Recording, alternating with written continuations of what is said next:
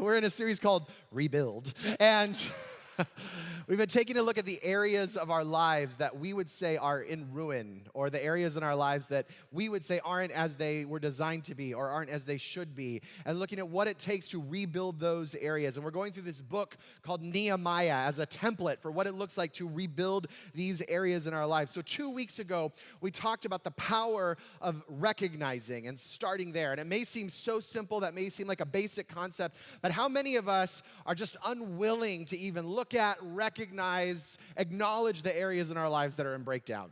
And this looks like so many different ways that we talked about. This looks like I am not getting on the scale because that number becomes real the second I see it. I am not going through my finances and seeing exactly where my money is going to what, because then I might have to change something. I am not going to have that conversation, because if I open up that conversation, it might blow up. And if we don't have it, it's okay. And we are convinced most of the time that if we don't see it, if we don't address it, if we don't look at it, it doesn't exist. How many have ever been there before?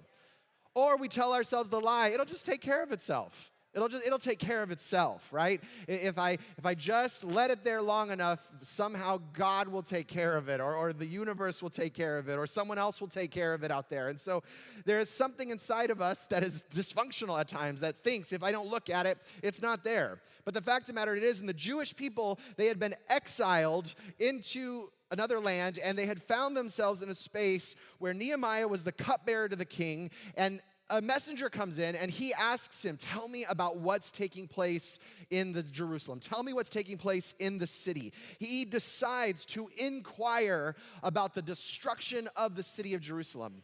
Now, here's the thing. This wall that Nehemiah asks about, it physically represents the prosperity of the city. It represented like the protection that allowed all the goodness that was in the city to remain there, and it kept breaches from allowing things to flow out from the city. But spiritually, it represented like a covering for the people of Israel.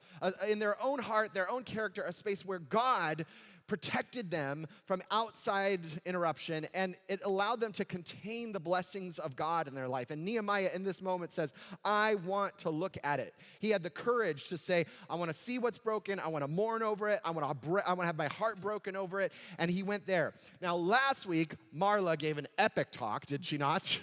And yes, we looked at the power of making a request when we recognize that things are falling apart, and the resource that follows this. One thing that I found in our culture is that the art, the courage, the practice of making requests of other people in our journey has been lost. We make up all kinds of stories about making requests of other people.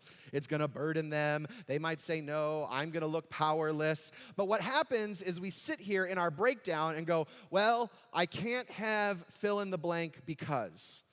I can't fix this because I don't have the time. I can't fix this because I can't get off work. I can't fix this because I don't have the money. I can't fix this because I don't know how to do this. I can't fix this because I'm not smart enough. And we sit in our I can't do this when there is actually resource everywhere, all around us. And we are just arrogant enough to not invite other people in. You know, the funny thing is I find that people who are unwilling to make requests, oftentimes when you ask them, well, if someone asks you for help, is that okay? Oh, yes, of course. I love to help people. But the second it's like, well, I need you to make a request of help from someone else. Oh, no, I don't want to be a burden. And so we find ourselves stuck without the resources necessary to move forward, not because they're not there. It's because we've refused to ask. The scriptures say we have not because we ask not. Some of us are even unwilling to ask God for what we long for. And there's a whole talk we could give on that. But Nehemiah makes the request to not just can I go to rebuild the wall, but in the request, the king says, yes, you can not only go, but I'll give you all the resources necessary to rebuild the wall. Nehemiah dared to make the request in that moment, and he had everything he needed, and he moves forward. So we're going to step into this next part of rebuilding, which is not exactly the most fun part, but it's the part that we all hit up against. Because there is something that all historical revolutions have in common, whether it was the women's suffragette movement, where women gained the right to vote, or whether it was the freeing of the slaves and the emancipation of the slaves, and Abraham Lincoln and the Civil War moving towards a more just nation, whether it was the civil rights movement with Martin Luther King Jr. declaring, "I have a dream," and setting people free from the injustice there.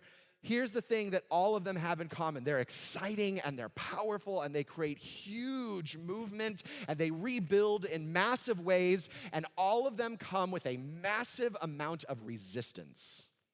All of them come up with a pushback that is violent and painful and that we feel at our core.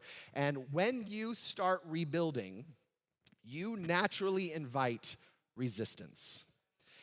It's what we do with that resistance that determines whether we keep rebuilding or we stop. So let's jump into the conversation in Nehemiah chapter 2, starting in verse 10 here. So mind you, Nehemiah has heard the wall is in ruin, and he decides, I'm going to make the request. He goes, he has all the resources necessary, and here he is in Jerusalem beginning to rebuild the wall. And it says, when Sanballat the Hornite and Tobiah the Ammonite official heard about this, they were very much disturbed that someone had come to promote the welfare of the Israelites. We're going to jump down to verse 19. But when Sanballat the Hornite, Tobiah the Ammonite official, and Geshem the Arab heard about it, they mocked and ridiculed us. What is this you're doing? They asked. Are you rebelling against the king? I answered them by saying, the God of heaven will give us success. We, his servants, will start rebuilding. But as for you, you have no share in Jerusalem or any claim or historic right to it. See, what Nehemiah was doing in rebuilding this wall actually didn't involve Sanballat, Tobiah, or Geshem at all.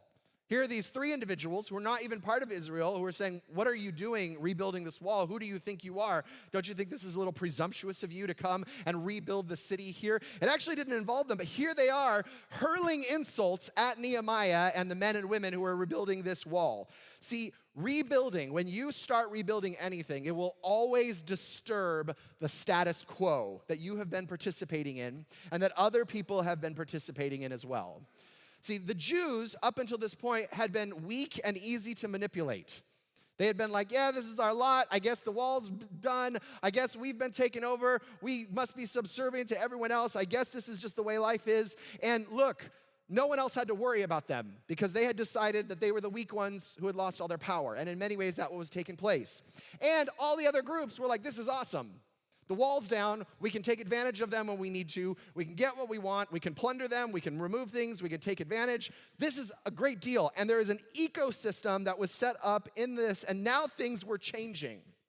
In other words, these three men come to Nehemiah and say, hey, this is not the unspoken agreement that we have in place. You're messing things up.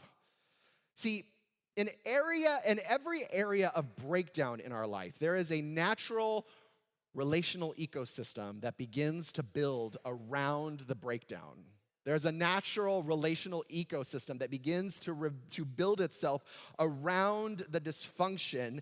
And here's what happens, is we get comfortable with the dysfunction. We get comfortable with the breakdown. We get comfortable with the ruin. And we get comfortable with how we just decide to make workarounds for it. And we say, this is just life. So here's what happens normally in a relational ecosystem, is someone is in breakdown or there's ruin in a relationship, and we start making excuses as to why the breakdown is happening. And we start saying things like, well, no, you just don't understand. That's just how they are. You know, they had a bad past and things were going on, and if you knew their starting blocks and this and that, you would just know this is how they, so let's cut some slack here because they're not capable of this. That's just how it is. Or we cover up for it in our own anger or overspending or irresponsibility, or we find ourselves making all kinds of workarounds. I can't tell you how many times Marla and I have been in having couples in our home doing marriage counseling, and we're watching them converse with one another, and we're watching the language that they're using with one another, the tone that they're using with one another, the words that are coming out of their mouth to each other, which are not appropriate for our live stream today. And there are times where I'm just like, wow, this is so fascinating. And I'll usually ask the question, is this how you always talk to each other? Like, I mean, I thought maybe you'd tone it down in the pastor's home, but I guess not, right? And I can't tell you how many couples will sit there and go, what are you talking about? Did you notice that you're yelling at each other and cussing at each other? Did you notice that you're hurling insults at each other? And they'll inevitably say, this is just the way that we talk to each other. And we are so blinded to the workarounds, to the dysfunction, to the ecosystem that we've created it.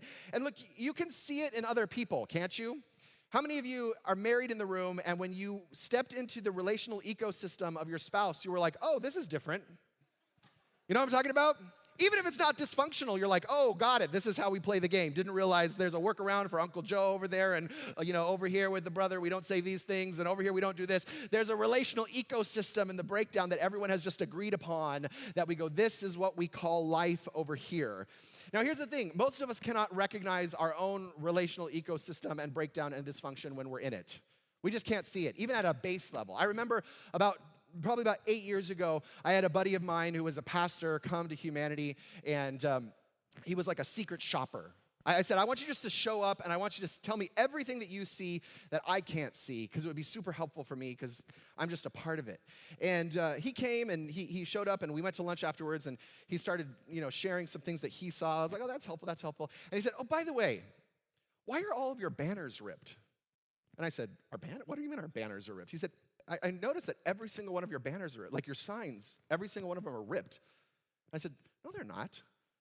So the next Sunday, our connection team starts pulling out banners and setting up signs, and I goes, gosh, they're all ripped. And we had just grown comfortable every single week putting up a ripped banner and putting the damaged sign out. And I go, oh my gosh, we got to fix the signs, because we had just made workarounds, and we had grown blind to the dysfunction that was taking place around us. Soren Kierkegaard, he's a philosopher, he says, we find a level of happiness that we find a level of despair that we can tolerate, and we call it happiness. And that's what we do relationally with our lives. We go, this is not awful. This is okay. And then we just decide that this is what we call happiness over here. And here's what I know to be true, is that human beings will always be tempted to choose the path of least resistance. From a neurological level, that's actually what we're designed for. In fact, at a neurological level, your brain creates grooves. It creates ruts with your behavior. And it basically says this is the quickest electrical pathway to this space. Which is why when you train yourself to yell at your kids when they're like messing up, that creates neural pathways in your brain so that when they do something, it's like an instinctual response. You don't have to think about it, because you've created like a superhighway in your brain that just says, yell, right? Or when you find yourself like, man, I'm really uncomfortable, I don't know what to do, I need to go buy something. And it's just where's Amazon right now, right? We find neural pathways that's just the easiest workaround. And this is obviously why it's so hard to start new habits, because our brain literally create ruts that's like, this is what I do every single time. This week, I made a commitment that I would start my days off with no phones. I made a commitment to like 9 other guys that I would just leave my phone on its charger and walk away from it. And let me just tell you, the first night that I started that, I woke up with a dream of picking up my phone. And I'm like, man, my brain, this is so ingrained in my brain that it's happening in my dreams, right? Because it's just the most natural pathway that I have created. Now, here's the thing, is that the status quo that you have developed relationally, internally, around your breakdown, it's just the most comfortable place that you've gone to. Even if it's so dysfunctional, even if you look at it and go, this is crazy. The way that I relate to other people, the way that I relate to this, the way that I engage, it seems so crazy. The fact of the matter is there's been a relational network that's been created because it's just comfortable. It's easy. We know crazy person's going to do this over there. We know this is how they're going to respond. And we know this breakdown seems so familiar. And we know who we are and who we aren't in the context of this. And we find ourselves stuck there in the middle. And when you start rebuilding, you simultaneously start unraveling the ecosystem that you've built. You start saying to other people with your words, your actions, your behaviors, your new way of relating, you basically say, I'm no longer going to be participating in this ecosystem. And guess what? When you disrupt the ecosystem doesn't like it. The ecosystem is not up for this, because there is a whole lot of energy that is invested in making sure everyone stays in their place, that the jigsaw puzzles stay together. I remember when Marla and I first started when we were first married, and we combined our income together. And we had one bank account, and we were like working on stuff. Every month, we were like, we're broke at the end of the month. And I was like, we don't make good money, but we don't make bad money. We're like, we should be able to survive off this money. And so finally I was like, all right, we're doing Dave Ramsey's Every Dollar app. We're doing this. And if you know that, you literally categorize every single expenditure that you make, right? You're just like, this goes in this category, this goes in this. Every penny got categorized. And by the time we were done, it was crazy. I was convinced that it lied to me, because by the time we were done, it said that we spent $250 on Starbucks. And I thought, no, there's something wrong in the system. That can't be. And I thought to myself, we are spending $250 on beverages, right? So we came together and we're like, no more beverages. No, like we will never buy coffee again for the rest of the year. Like we got our French press out. We're like, we're doing this, right? And it was funny because what would happen is Marla would go to Starbucks and hide the cup.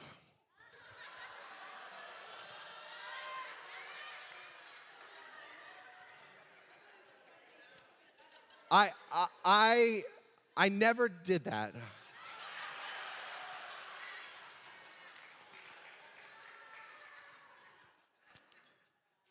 The Starbucks cups under my car seat were from other people that I was ministering to. They left the 17 Americano cups under my seat in a fit of glory. But it was funny because we would find ourselves saying, did you spend $7 on Starbucks? Yes, I did. Don't do that. Then the other one, did you spend $6.50 on Starbucks? Yes, I did. We were untangling the ecosystem that we had agreed upon, and it was difficult because it upset the relational ecosystem that we had created up until that point. And now something new was happening. And here's what Nehemiah is doing in this moment. He's unraveling the ecosystem that he had created within the tribe of Israel and with all of the people around him. And in this moment, as you start to unravel the ecosystem, there are those who start drinking the haterade. And there will always be haters when you start the resistance to the ecosystem that you have developed and agreed to. So in Nehemiah chapter 4, starting in verse 1, it says, when Sanballat heard they were rebuilding the wall, he became very angry and was greatly incensed. He ridiculed the Jews, and in the presence of associates in the army of Samaria, he said, what are those feeble Jews doing? Will they restore their wall? Will they offer sacrifices? Will they finish in a day? Can they bring the stones back to life from that heap of rubble, burned as they are? Tobiah the Ammonite, who was at his side, said, what are they building? Even a fox could climb up on it and would break down their walls of stone. Hear us, God, for we are despised. Turn their insults back on their own heads. Give them over as plunder in the land of captivity. Do not cover up their guilt or blot out their sins from your sight, for they have thrown insults in the face of builders. So we rebuilt the wall. All of it reached until all of it reached half its height, for the people worked with all their heart. But when Sanballat, Tobiah, the Arabs, the Ammonites, and the people of Ashdod heard that the repairs to Jerusalem had gone ahead and that the gaps were being closed, they were very angry.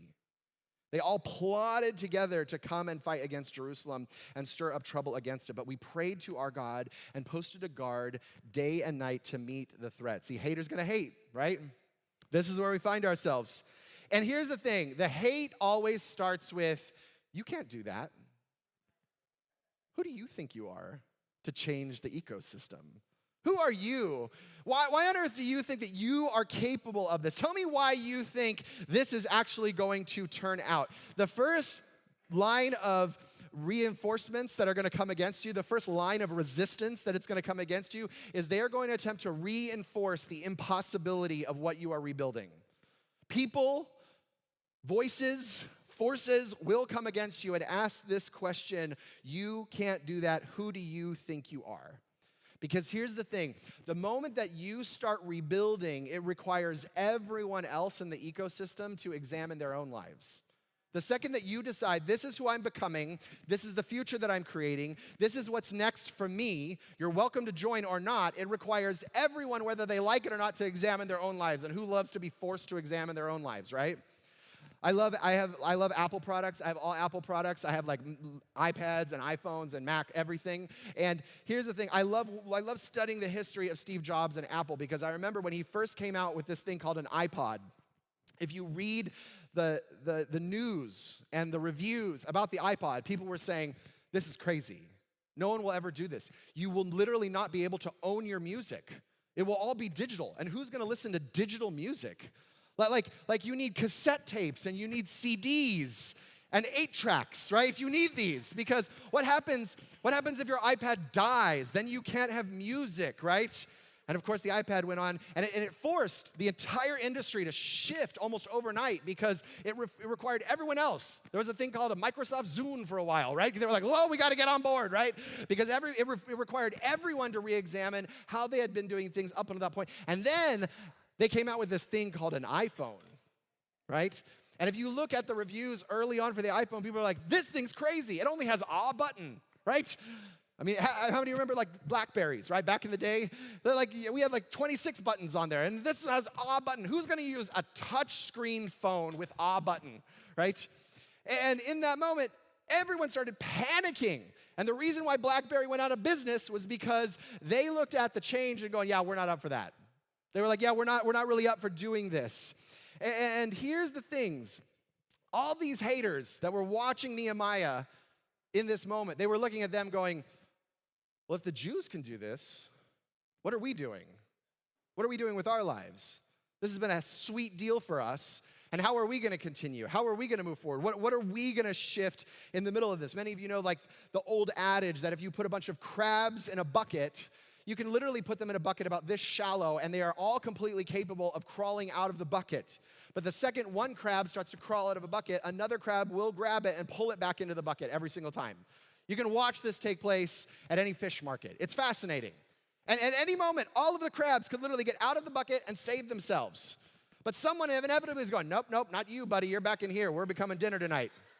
Who are you to think that you can get out of this bucket, right? Who are you, Mr. Crabbity Crab, right? No, get back in here with us.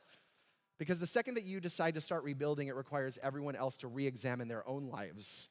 And people are generally not up for that because, look, we generally resist change because it forces everyone else to examine as well. How many of you have ever decided that you're going to get healthy or start a gym routine and you instantly find some pushback from the people in your life? I can't tell you how many times when I would start a new diet routine and I would go out with all my friends who we used to go eat junk food and all the things and I'd be like, yeah, I'm going to have to get a salad tonight because I can't get the burger and fries and that's not my thing. And people would never go, is that healthy? I don't think you're getting enough protein and I think you need some carbohydrates. So I don't know about that. And then a few weeks later, it would inevitably be, oh man, I'm worried about you. You're going to the gym 3 times a week. Isn't that excessive, right? Because the second someone changes, it requires everyone to go, oh, what am I doing?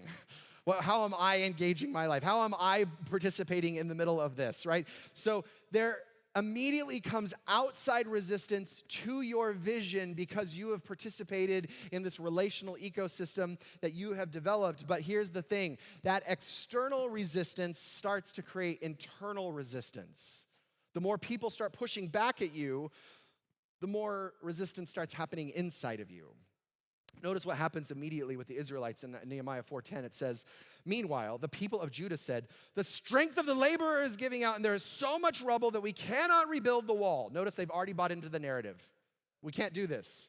This is impossible. We cannot rebuild the wall. Also, our enemies said, before they know it or see us, we will be right there among them, and we'll kill them, and we'll put an end to the work. Then the Jews who lived near them came and told us 10 times over, wherever you turn, they will attack us, right? See, here's the interesting thing. They instantly start feeling internal resistance because of the external resistance that was coming out of them. And it actually wasn't even resistance around what was actually happening. The resistance was around the fear of what could happen. See, because up until this point, nothing happened besides someone said, you're stupid, right? And all of a sudden they're going, oh no, well, what if they do kill us? And what if they do come? And what if they do stop the wall? And what if this is impossible? And what if we are stupid for doing this? See, all of a sudden, the resistance moves from external to internal. And see, that internal resistance, that fear of what could happen. How many of you know that voice very well? here's all the things that could happen. What if I do step out and this happens? And what if I lose this? And what if I decide to change this and they don't like me anymore and they go away? And what if I get my life together and then I leave them out and they're not capable of handling their own life? Who will be there to save them? And we find ourselves struggling in the midst of this. And let me just tell you, all that internal resistance has a purpose. It is designed for one thing, and ironically, it is designed also to keep you comfortable. Because it moves you from the conversation of, this is not the way that God has designed things to be. It is my responsibility to step in and rebuild. It is my responsibility to step in and to have things made new. It is my God-given calling to step into this brand new space that he's calling me to rebuild. It moves you from that things are not as they should be conversation to another should conversation, which sounds like this. This should be easy. This should be comfortable. This should be safe. This should come with no resistance. It should require no energy. It should require me to just get up and rebuild the wall, and I should not have to struggle. I should not have to put any energy. I should not have to deal with it at this level. And so this is a very different should-be conversation. It moves us from the vision that we are set on onto this, why is life not the way that it should be for me? And this way of relating to the resistance is an energy drainer, isn't it? When we look at life and go, this shouldn't be this hard, and I shouldn't have to work like this, and I shouldn't have to deal with this amount of stress and this amount of conflict. I shouldn't have to do that. It drains all the energy. See, because there is the hard work of rebuilding our lives, and then there is the resistance to rebuilding our lives. And that is usually what creates all of the energy drain, because we make it mean all kinds of things when things gets hard. I find people all the time who say, things got difficult. This must not be from God anymore. Things got difficult. I guess this means that I'm not the person for it. Things got difficult. That means I'm weak and I'll never get better, and this is the way life is, and this is how things are, and I should just accept it and move on. And it moves from external resistance to internal resistance to moving forward into the life that God has called us to be. And here's the thing. We find ourselves in this I'm just too tired conversation. How many of you have been there before? I'm just too tired. It's too much work. I'm just too tired. I'm drained. I can't do this. Not just from the work, but now I'm exhausted from my own internal resistance towards the work. See, usually it's not the work that's hard, although sometimes that is the case. Like there is like, man, I worked a long day and I'm tired now. But it's usually the I'm tired comes from how we are relating to the resistance that comes with it. It's the resistance that robs us. Because you know what's so funny is my kids, Jackson and Colin, they will come home and I'll be like, hey, it's time to do homework. I'm so tired. And I need a snack because I'm famished. Oh, it's so awful. And I'll be like, okay, you know what? I'll give you 30 minutes and then you can, great, off to the races, right? I'm like, where did that energy come from, right? Where did all that energy come from? Because just a second ago, you were exhausted and famished because it was the resistance to what was in front of them. See, here's what I have found to be true, is that the resistance in our life, burnout in our lives, when we find ourselves exhausted, like I can't do anything more, I'm done, I'm stuck, it never is actually connected to doing too much. Because no one ever gets burned out on too much vacation.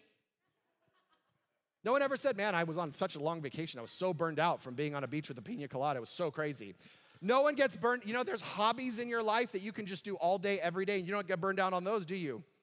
There's things that you love to do that you can do all day, every day, and you've never once said, man, I'm so burned out on doing all these things that I love. Because burnout actually never has anything to do with doing too much. It comes with doing all the things that you are called to do while resisting them, while allowing that internal conversation to rise up in you. This is too hard. I'm not capable. God isn't who he says he is. And there builds this perfect excuse to lay down the bricks and say, it's just too much. This must have not been for me. I'll go back. You know, the ecosystem that I developed, it wasn't that bad. It wasn't that hard over there. And so we usually find ourselves in a couple of places there when we've just decided it's too much, when we run out of excuses and the tension just sets in. We oftentimes will move towards victimhood.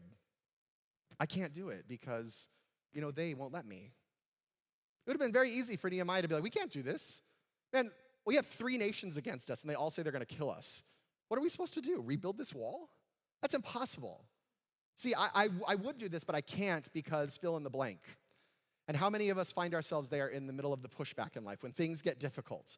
When the resistance starts to hit home, how many of us just find ourselves saying, I would do this, but. And we fill in all the resistance that we find ourselves there. See, it's amazing how weak God gets when people get powerful in your life. It's amazing how weak God becomes when we've decided that this is not possible because fill in the blank. Or they could have just owned their part in how they've participated in this. Because it's interesting that when we start to untangle ourselves from the relational ecosystem, we start to blame the ecosystem, and we don't recognize, oh, I actually had a part in that too. Like, I participated in that. See, Nehemiah recognized, yeah, we've totally been the people who have been okay with the wall being in pieces for years. We've participated in this for years. I have parents come to me all the time. Marla and I do parenting workshops, and they'll say, my kids are out of control. I'm like, well, when was the last time you put your foot down? I don't do that because I want them to like me. If I do that, it might psychologically damage them, and we wouldn't be friends anymore if we did that. See, I'm like, oh, there's no universe in the planet where Jackson or Colin wouldn't do what we told them to. Like, we would find a way, right? Not because we're controlling, but because we love them enough to create boundaries for them. There's not even a universe where I would say, you have to do this, and they say no, and we move on with that because I care too much about them. See, what happens is that we look at the ecosystem and we become victim to the ecosystem. I can't change, it can't change because you cannot transform anything you don't first own and repent from. And to recognize, man, I have played a part in this. It's not anyone's fault. I got a lot out of it. And now I'm getting out of it. And I'm stepping into this new vision that's in front of me. See, it is never the resistance that stops you. It's how you're relating to the resistance that stops you. And the story actually continues. Nehemiah 4:13 says, therefore I stationed some of the people behind the lowest points of the wall at the exposed places, posting them by families with their swords, spears, and bows. After I looked over things, I stood up and said to the nobles, the officials, and the rest of the people, don't be afraid of them. Remember the Lord who is great and awesome, and fight for your families, your sons and your daughters, your wives and your homes. When our enemies heard that we were aware of their plot and that God frustrated it, we all returned to the wall, each to our own work. See, one of the first things that gets muddy when we find ourselves confronted with the resistance, like, uh-oh, this isn't going well, people are pushing back, I have internal resistance, I don't like this, is that we start to lose hold of the vision that's got us there in the first place. We disconnect from the why this is even important in the first place. And the first thing that Nehemiah does in this moment, he goes, remember why you started rebuilding in the first place. See, this isn't actually for you. This is for your kids and for your wives and for your future family and the legacy that you have. Remember that we were here, a hopeless people that were being taken over and being taken advantage of, and we were losing the blessing. Remember why you started this, and remember that there is a God who is awesome and who is victorious, who is fighting for us in the midst of this, and he reminds them what's at stake, and he reminds them that there are prices to be paid if you do not continue rebuilding. That this is not just like, hey, a neutral thing. That there's a lot at stake here. See, what happens is that when things get difficult, when we start resisting, we start minimizing the prices for not rebuilding. We find ourselves saying, why am I bothering to do this? This is a lot of work. Why am I bothering to put my marriage back together? Why am I bothering to raise up my children in the way that I love? Why am I bothering to get my finances in order? Why am I bothering to rebuild all this anxiety that lives inside of me? Why am I bothering to step back into my career, to redo my health, whatever it may be? Why am I doing this? This seems like a lot of work. And then we start minimizing the importance of it. It's not a big deal anyways. It's really not that big a deal. I don't even know why I even started this in the first place. And so we minimize the importance of it. But here's the thing. Your rebuilding or choosing not to when things get difficult is never a neutral experience. It's never like well, too bad that didn't happen. Because there are people and there are futures dangling on the other side of that wall in your life being rebuilt. Like Nehemiah said, this is not about you.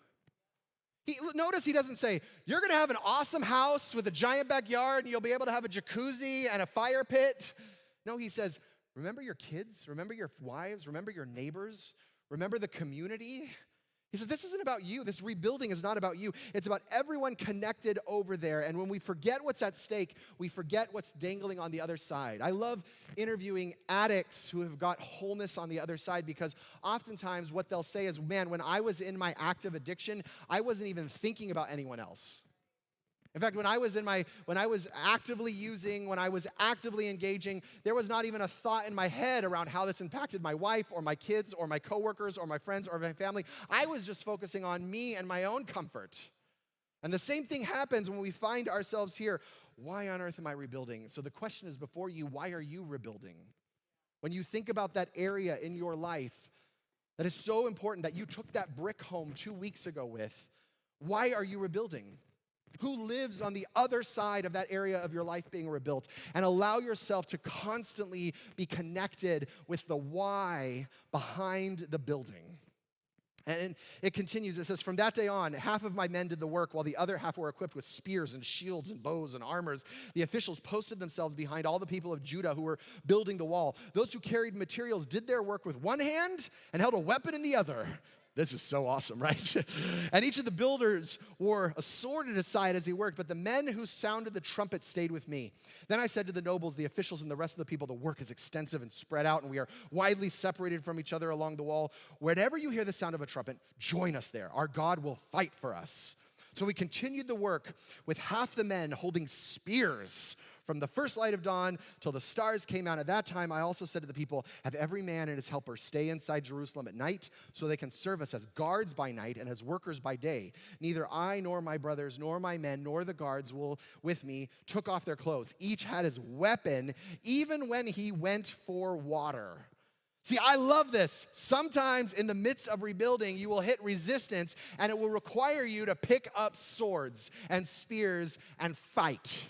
It will require you to fight for the vision that you have in front of us. See, at Humanity, we are those who choose to pick up swords and rebuild, because sometimes it requires that. We do not pick up swords and shields to attack the resistance. We do not pick it up to attack any person, but we pick up swords and shields to attack the apathy that inevitably will set in when you give into the resistance. And I refuse to allow this future that God has called me to rebuild to go left empty because it hurt a little bit, or I got too tired, or because I didn't have the energy, or because someone told me it wasn't gonna work. I refuse, so I will pick up my swords and I will fight for this future, because going backwards is not an option.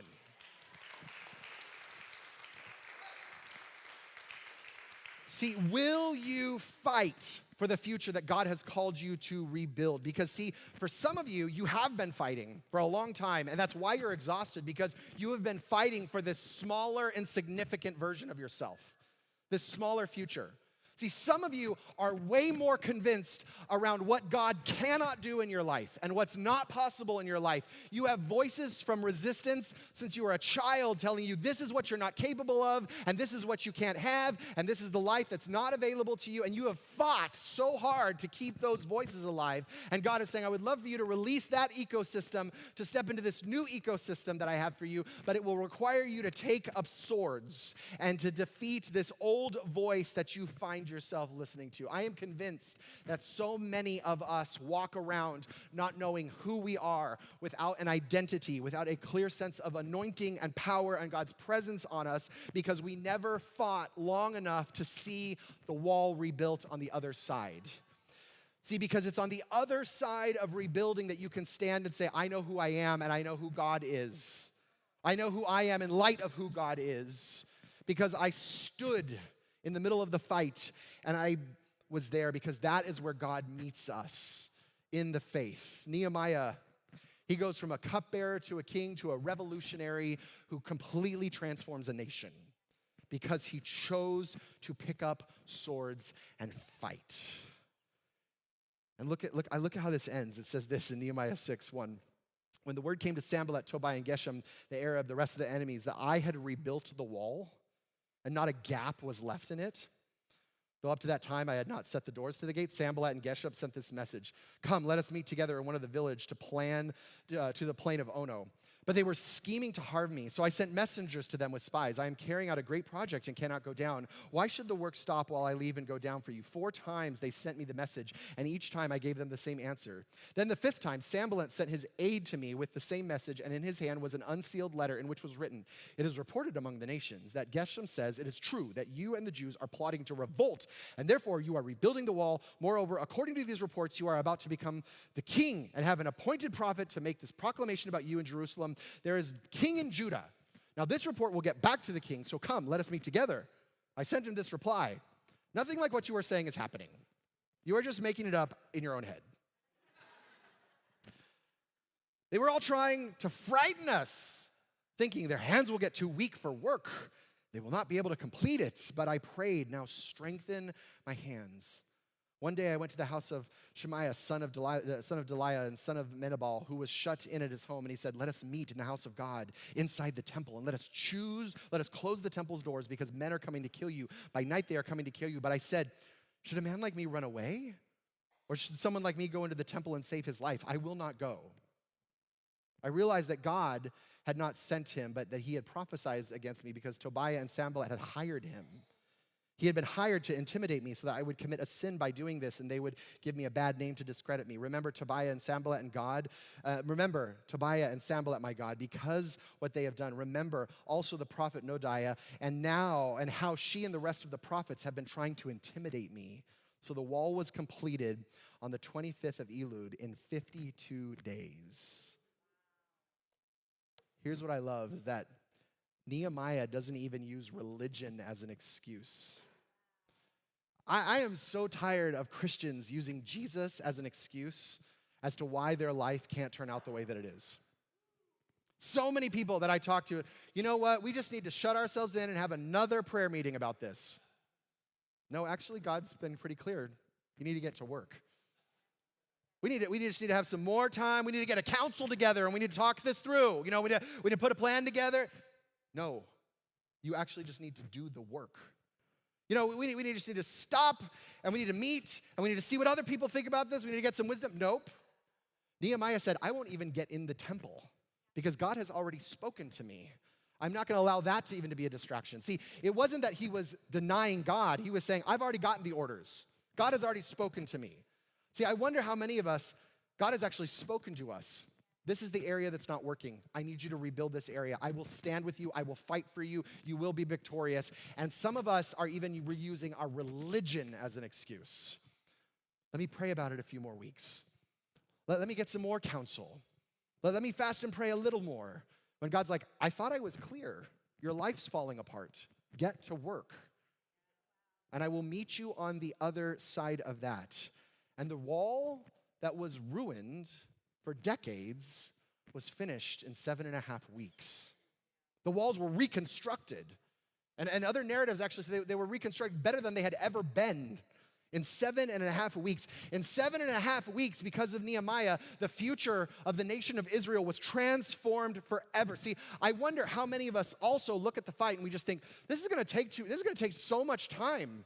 Man, this is going to be I don't have the time. I don't have time for this. I got work to do. I got kids to raise. I got things to do. This is going to take way too much time. And I have heard it so many times. I don't have time to engage this type of thing. I could never. It will take forever. I don't have the time. Not realizing that when you have the full power of God behind you, time is actually not an issue. God can actually transform ruins into walls in instance if we're willing to partner with him and say, "I'm willing to grab my sword and grab my shovel and go to work. I will do it now." And I love just this, the last verse. This is how it ends in Nehemiah 6:16. It says, "When our enemies heard about this, all the surrounding nations were afraid and lost their self-confidence because they realized that this work had been done with the help of our God." So you want to crush the resistance in your life? You want to crush all those voices inside your head that tell you, this isn't possible, you weren't made for this, you're not capable, this isn't going to turn out. Let me just read you the track record. Do you know the relational ecosystem that you've built? And you have all kinds of external voices in your relational ecosystem saying, "You can't do this, you're going to hurt yourself, you're going to hurt us, everything's going to fall apart, you're going to lose everything, you're going to lose yourself." all of those voices, if you want to crush those, you know the best way to do that? Stay the course. Keep building.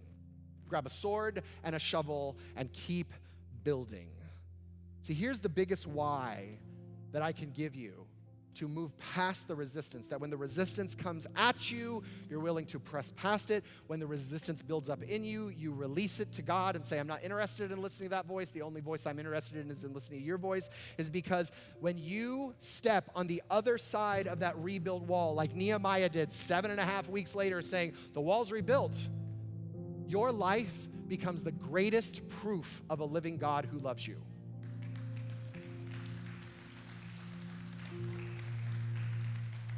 On the other side of that wall, people will go, there's a God who is undeniably at work. Because what else could explain this wall being rebuilt?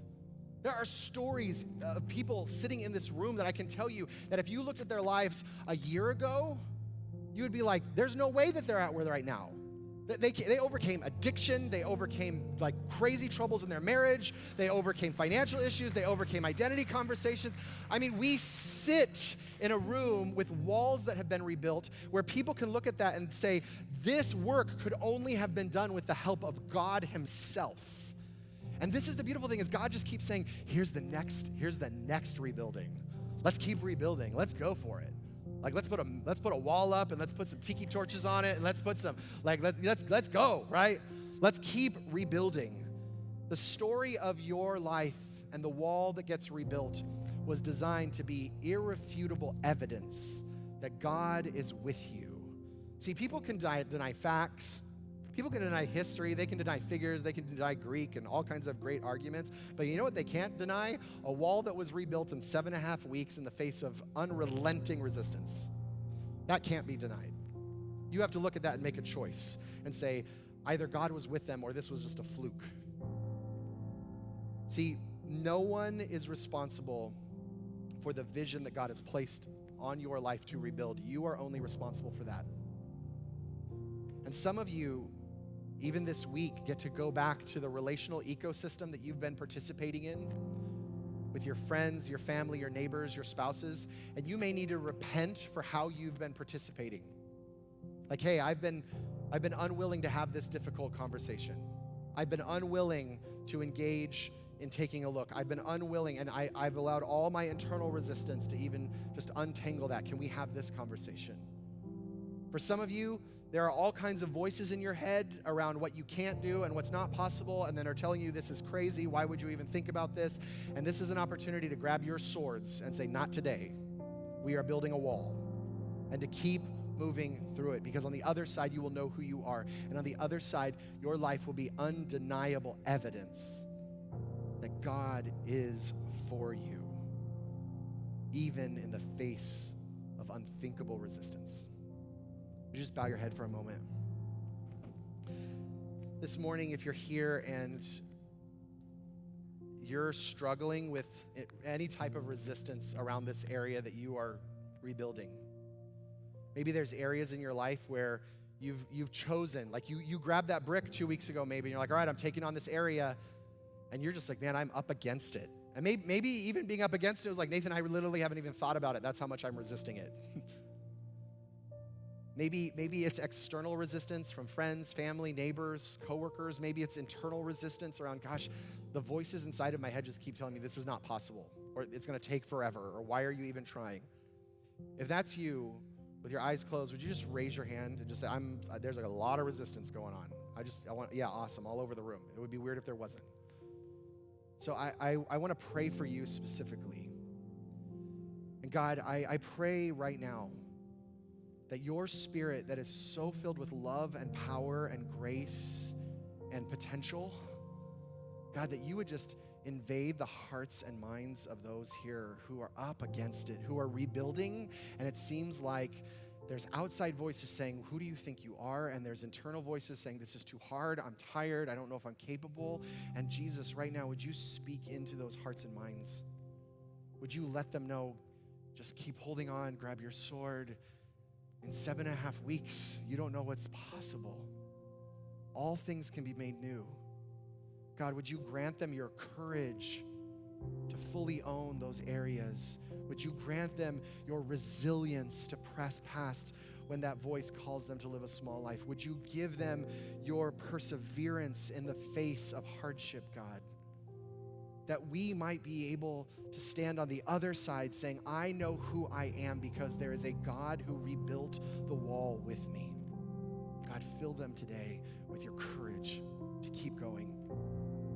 And if you're here this morning and you have not yet connected to Jesus, I just want you to know that he wants to do something undeniable with your life. He wants to do something like ridiculous, crazy, mind-blowing in rebuilding your life. But it starts with just connecting to him, maybe for the first time or the first time in a long time. It's super simple. The scriptures just say, whoever has the Son has life, and whoever does not have the Son does not have life. He wants to bring you to life so that he can partner with you in rebuilding those walls. And so if that's you today, and you're saying, I want to connect to Jesus, maybe for the first time or the first time in a long time, would you just, I'm going to ask you to do something courageous. Would you just slip your hand up and be like, that's me. I want to connect to Jesus today. Awesome. Yeah. Who else? Yeah, a couple. Yep. If you're online, you can just type in Jesus in the chat. And I just want you to pray this super simple prayer with me. I want you to just pray, Jesus, I give you my life. That's it. Jesus, I give you my life, and just release everything over to him. All of the questions, all of the doubts, just make him Lord right now. And if you made that prayer today, I want you to go to next step right after this. You're just going to go right outside in the lobby, go to next step. We'd love to say hello, get connected with you, help you, support you in what's next on your spiritual journey. So Jesus, we thank you that even in the face of unthinkable resistance, you are good and faithful, and you remind us of who we are. In Jesus' name, amen.